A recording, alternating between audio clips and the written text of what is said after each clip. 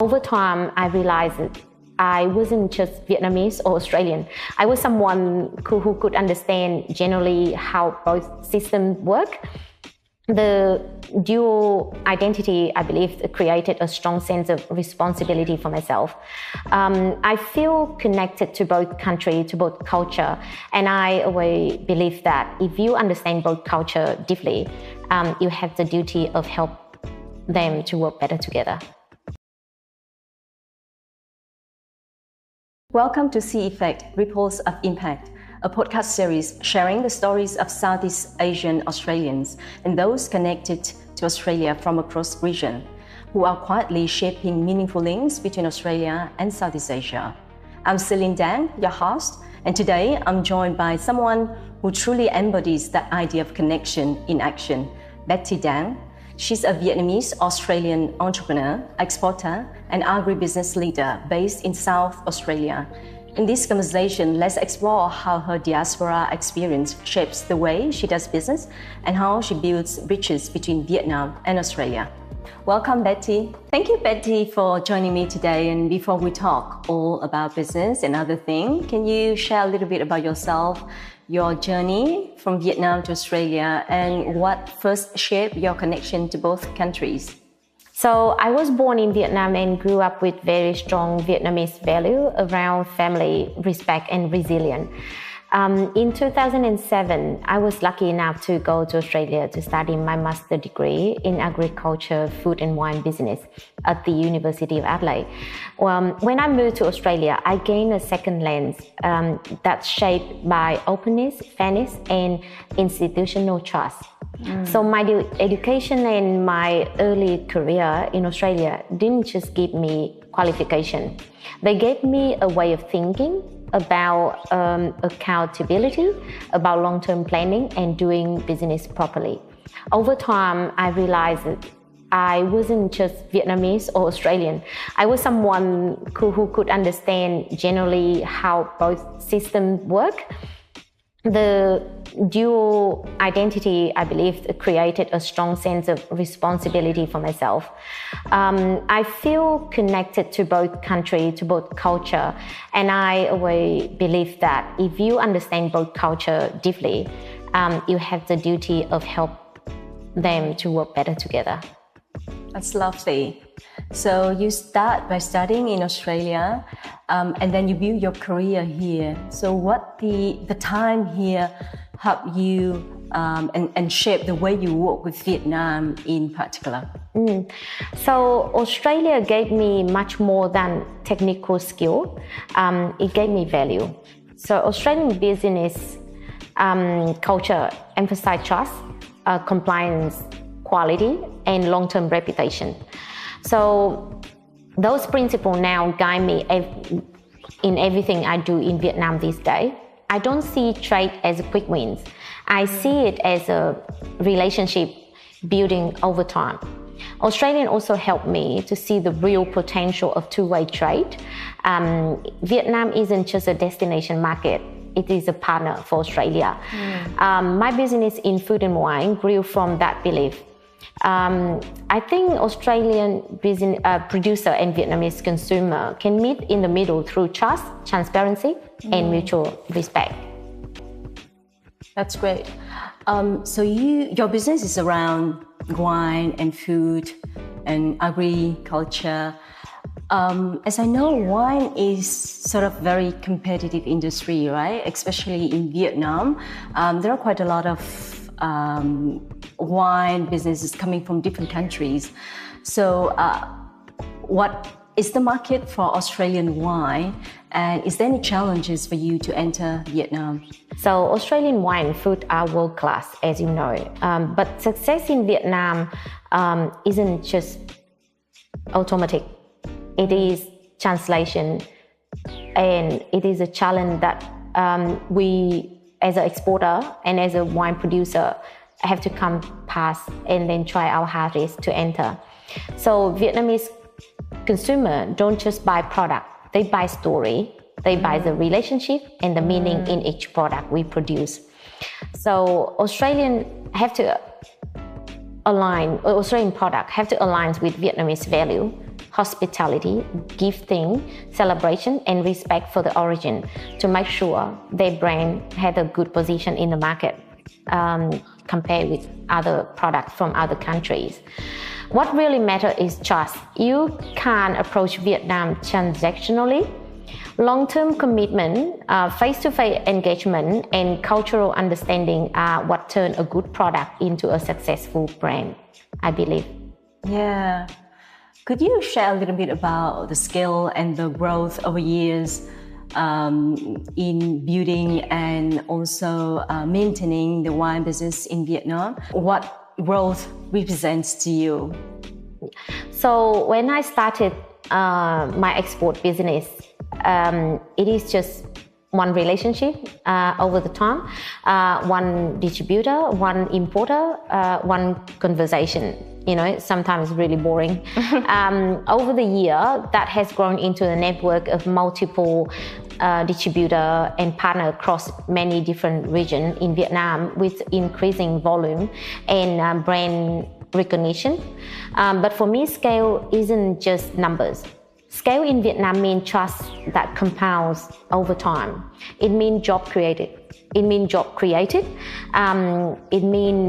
partnership sustained and expectation aligned on both sides. My diaspora background, language, cultural fluency has been critical in bridging those expectations and preventing costly misunderstanding.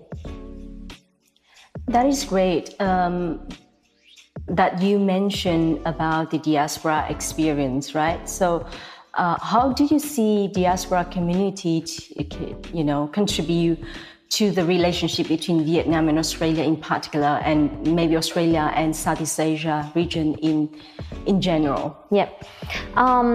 Diaspora community are often underestimated in Australia, I think, but we are cultural translator.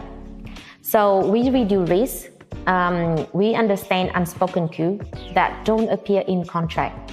So governments, companies sometimes focus on policy, terms, or price, but life experience is just what turns strategy into reality.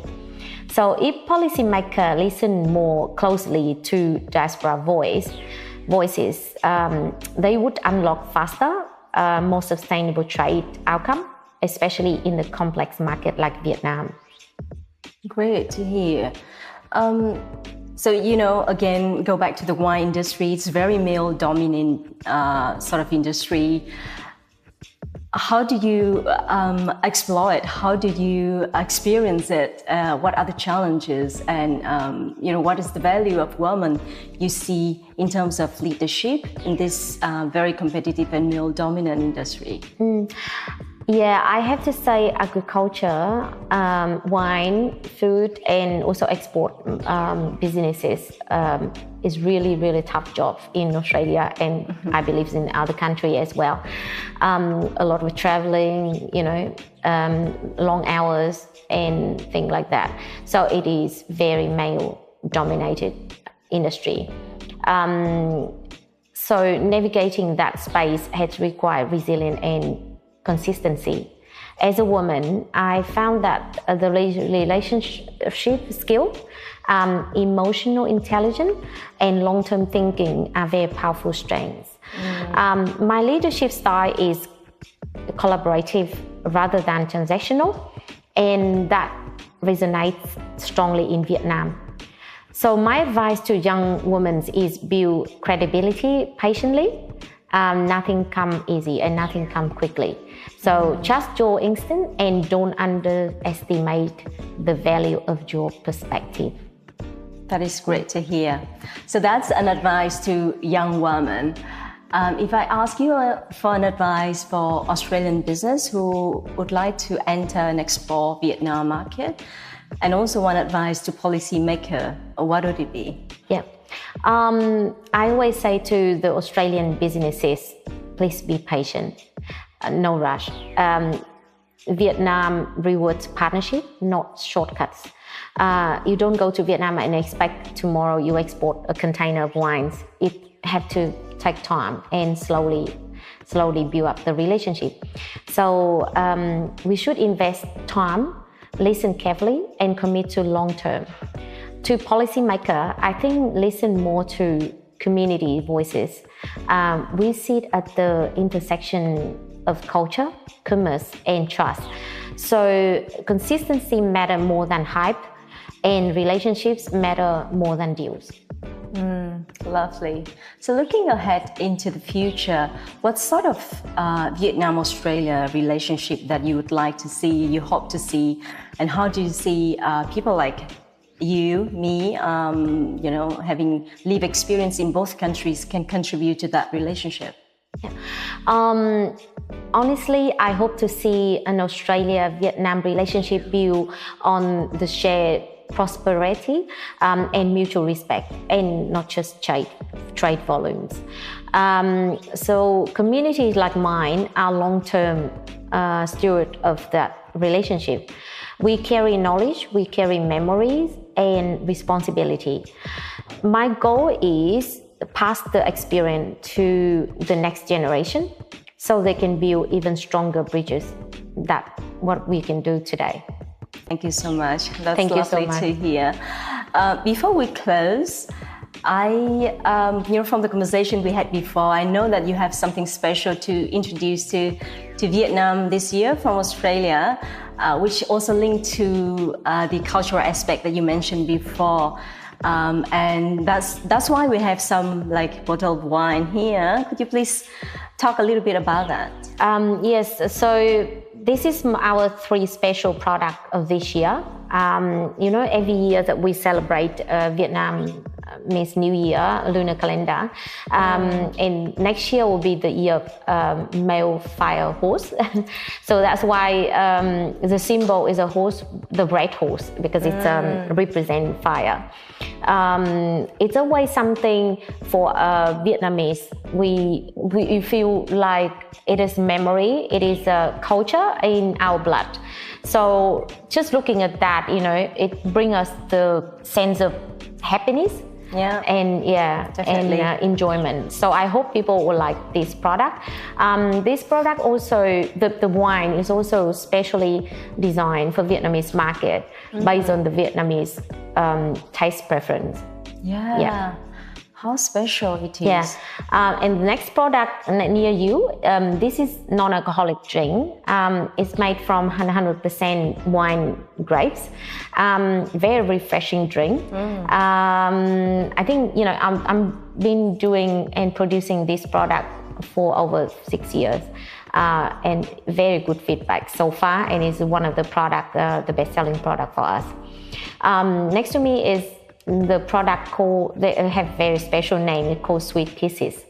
So this is sweet wine. It's a fruity sort of sense through every drink. Very good for summer drink. Color very special. This target to the young people who learning how to drink wine, but still like a bit of a sweet in the wine, and very low in alcohol. So it's quite suitable for a lot of market, and then women love them. Love this I'd product. like to try. So they are all special made for Vietnam market. Yeah. Right. Wow. Yeah. Takes a lot of time and R&D. Yes, that's true. Take a lot of time, a lot of effort to produce this product. My background is agriculture, food and wine business, but I did deeply into marketing. So I believe every market, they have different preference to every product. So I do my business slightly different from people. I go from normally people go from the supply. I go from the demand. So when I see product have a demand in the market, I try to produce a product that meets the demand. So that's why you see a lot of product that we do is a very different. So we have our own brand recognition in the market. And hopefully this product of this year will get a good result. Definitely. It looks great. I think it tastes great as well. And those are products from South Australia, right? These two from South Australia. All this from South Australia. Apart from this one, sometimes it not depend on the weather and depend on the quality of that year. That's the reason why even I export quite a lot of wine, I don't own the vineyard. One of the reasons for that is I try to choose the best product of that year so far. So for example, if South Australia doesn't have a good season that year due to the weather, because we in agriculture, we can't avoid that, then we go to this region that have a better quality. Yeah. So for us, quality is our commitment to the market. So if a person like me, for example, would like to buy a bottle of wine in Vietnam, where should I go to? In Vietnam, we have a company and warehouse, a company in Hanoi, the main office in Hanoi. And also we have a warehouse in Ho Chi Minh City as well. Also, you can access our website. Thank you, Betty, for joining me today, and thanks pleasure. for the great conversation and all the sharing. Really appreciate it. And to our audience, I hope you enjoyed the conversation and all the journey that Betty shared with us. If you would like to hear more conversation like this one, feel free to subscribe, like, share, and also comment below. Thank you, and see you next time.